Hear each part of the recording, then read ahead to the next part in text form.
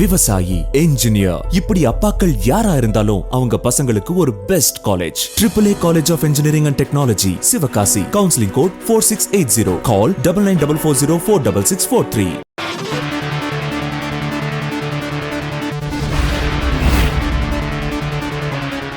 தெரு ஓரங்களில் இருக்கும் வீடற்றவர்களுக்கு 3 வேளை உணவு, இருக்க இருப்பிடம், சுத்தமான கழிப்பிடம், குளியலறை, இலவச குடிநீர் போன்றவற்றை அரசு வழங்க உத்தரவிட வேண்டும் என கோரி பாம்பே உயர்நீதிமன்றத்தில் பொதுநல மனு ஒன்று தாக்கல் செய்யப்பட்டது.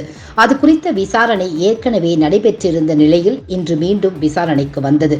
அப்போது வாதங்களை கேட்ட நீதிபதிகள், தெரு ஓரங்களில் இருக்கும் வீடற்றவர்களை உழைக்கச் சொல்லாமல் இருப்பிடம், உணவு போன்றவற்றை இலவசமாக வழங்கினால் அதுபோன்று இருப்பவர்களின் எண்ணிக்கை அதிகரிக்கவே செய்யும் என கூறினர்.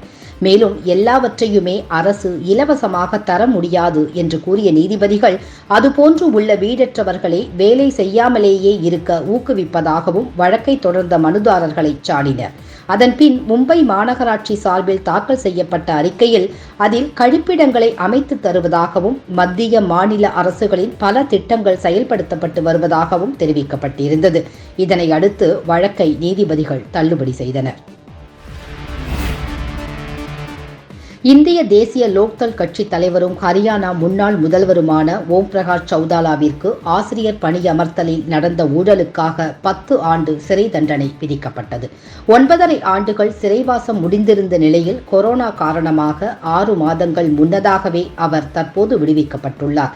ஏற்கனவே அவர் பரோலில் இருந்ததால் திகார் சிறைக்கு சென்று நடைமுறைகளை முடித்துக்கொண்டு வீடு திரும்பினார். அவருடன் அவரது பேரன்களும் கட்சி நிர்வாகிகளும் உடன் இருந்தனர்.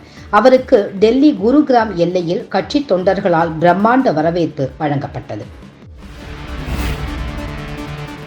ரஃபேல் போர் விமானங்கள் வாங்கியதில் ஊழல் நடந்திருப்பதாக கூறி 2019ஆம் ஆண்டு நாடாளுமன்ற தேர்தலுக்கு முன்பு அப்போது காங்கிரஸ் தலைவராக இருந்த ராகுல் காந்தி தினமும் குற்றம் சாட்டி வந்தார். இது தொடர்பாக உச்சநீதிமன்றத்தில் வழக்குகள் தொடரப்பட்டிருந்தது. அது குறித்தான அனைத்து மனுக்களையும் விசாரித்த உச்சநீதிமன்றம் ஊழல் நடந்ததற்கான முகாந்திரமே இல்லை என கூறி அனைத்து மனுக்களையும் தள்ளுபடி செய்தது. எனினும் இதில் ஊழல் நடந்திருப்பதாக கூறி பிரான்சை சேர்ந்த தன்னார்வ தொண்டு நிறுவனம் செர்பா 2016ஆம் ஆண்டு பிரான்சின் நேஷனல் பினான்சியல் பிராசிக்யூட்டர் அலுவலகத்தில் அளித்திருந்த புகார் நிலுவையில் இருந்தது.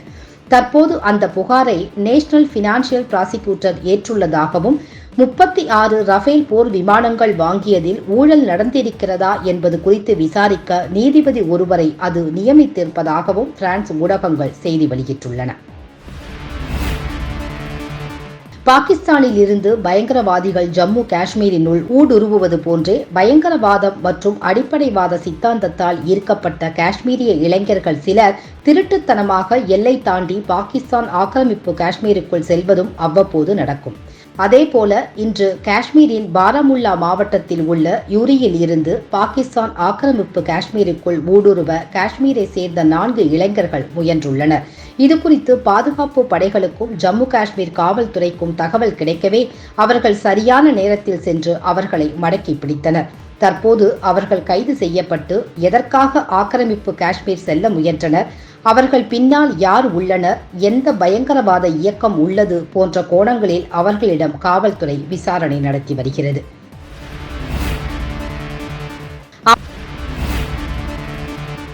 உத்தராகண்ட் முதல்வராக திரிவேந்திர சிங் ராவத் இருந்து வந்த நிலையில் அவருக்கு எதிரான மனநிலை மக்களிடையே இருந்ததால் சில மாதங்களுக்கு முன்பு அவரை முதல்வர் பதவியில் இருந்து பாஜக தலைமை நீக்கியது. இதையடுத்து ராஜ் சிங் ராவத் முதல்வராக பொறுப்பேற்றார். பொறுப்பேற்று 4 மாதங்கள் கூட ஆகாத சூழலில் நேற்று முதல்வர் பதவியை அவர் ராஜினாமா செய்தார். நேற்று காலை டெல்லியில் பாஜக தேசிய தலைவர் JP நட்டாவுடன் ஆலோசனை மேற்கொண்டிருந்த நிலையில் அவர் ராஜினாமா செய்தார். பதவியேற்று 6 மாதங்களுக்குள் சட்டமன்ற உறுப்பினராக வேண்டியிருப்பதால் இடைத்தேர்தல் நடக்கும் என எதிர்பார்க்கப்பட்டது. ஆனால் உத்தராகண்டில் சட்டமன்ற தேர்தலுக்கு இன்னும் 9 மாதங்கள் மட்டுமே உள்ளதால் இடைத்தேர்தல் நடத்தப்படுமா என்ற சந்தேகம் இருந்தது. இதன் காரணமாகவே இவர் ராஜினாமா செய்துள்ளார். இதனிடையே உத்தராகண்டில் புதிய முதல்வராக புஷ்கர் சிங் தாமி தேர்ந்தெடுக்கப்பட்டுள்ளார். உத்தராகண்டில் பாஜக இளைஞரணி தலைவராக இருந்த இவர் இதுவரை அமைச்சர் பதவியை வகித்ததே இல்லை. தற்போது நேரடியாக முதல்வராக பொறுப்பேற்க உள்ளார். டெல்லியின் யமுனா கரையோர பகுதிகளுக்கு வளர்ச்சி திட்டங்கள் கொடுப்பதில் பாரபட்சம் காட்டப்பட்டு வருவதாக பல காலமாக குற்றச்சாட்டு உள்ளது. அந்த வரிசையில் யமுனா கரையோர பகுதிகளில் உள்கட்டமைப்பு வசதிகள், மருத்துவ வசதிகள் போன்றவை இல்லை என்று பாஜகவை சேர்ந்த எம்பிக்களான முன்னாள் இந்திய கிரிக்கெட் வீரர் கௌதம் கம்பீர் மற்றும் நடிகர் மனோஜ் திவாரியும் தற்போது குற்றம் சாட்டியுள்ளனர். குறிப்பாக 80 லட்சம் பேர் யமுனா நதியோர பகுதிகளில் வசித்து வருவதாகவும், ஆனால் போதுமான மருத்துவ கட்டமைப்பு இல்லை எனவும் தெரிவித்துள்ளனர். இதற்காக மத்திய சுகாதாரத்துறை அமைச்சர் ஹர்ஷ்வர்தனுக்கு கடிதம் எழுதியுள்ள அவர்கள், யமுனா நதியோர மக்களுக்கு பயன்படும் வகையில் எய்ம்ஸ் மருத்துவமனை போன்ற வசதிகளை கொண்ட மருத்துவமனை ஒன்றை அமைத்து தர வேண்டும் என்று வேண்டுகோள் விடுத்துள்ளனர்.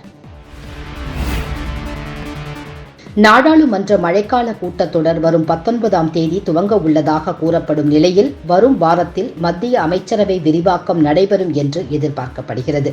உத்தரப்பிரதேசத்தில் இருக்கக்கூடிய தனது சொந்த ஊருக்கு சுற்றுப்பயணம் மேற்கொண்டிருந்த குடியரசுத் தலைவர் ராம்நாத் கோவிந்த் அதை முடித்துக்கொண்டு டெல்லி திரும்பிவிட்டதால் வரக்கூடிய வாரத்தில் மத்திய அமைச்சரவை விரிவாக்கம் நடைபெறும் என்று எதிர்பார்க்கப்படுகிறது.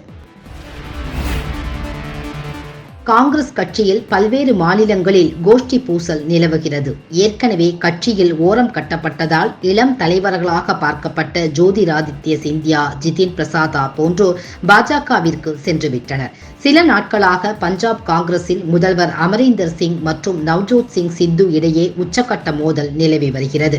இதற்கிடையே கட்சிக்குள் பல காலமாக நடத்தப்பட்டு வந்த விவாதங்களும் சீராய்வு கூட்டங்களும் காங்கிரஸில் நிறுத்தப்பட்டு விட்டதாக காங்கிரஸ் மூத்த தலைவரும் முன்னாள் மத்திய அமைச்சருமான சுஷில்குமார் ஷிண்டே தெரிவித்துள்ளார்.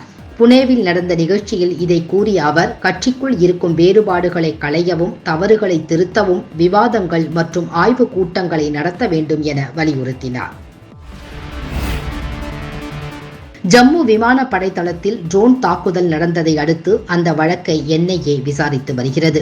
இதற்கிடையே குளோபல் கவுண்டர் டெரரிசம் கவுன்சில் நடத்திய கருத்தரங்கில் பங்கேற்ற முப்படை தலைமை தளபதி பிபின் ராவத், பாகிஸ்தான் ட்ரோன் வழியாக தாக்குதல் நடத்தி ராணுவ தளங்களுக்கு ஏதாவது சேதம் ஏற்பட்டால் நாங்கள் நினைத்த நேரத்தில் நினைத்த இடத்தில் பாகிஸ்தானினுள் தாக்குதல் நடத்துவோம் என்று பகிரங்க எச்சரிக்கையை விடுத்தார்.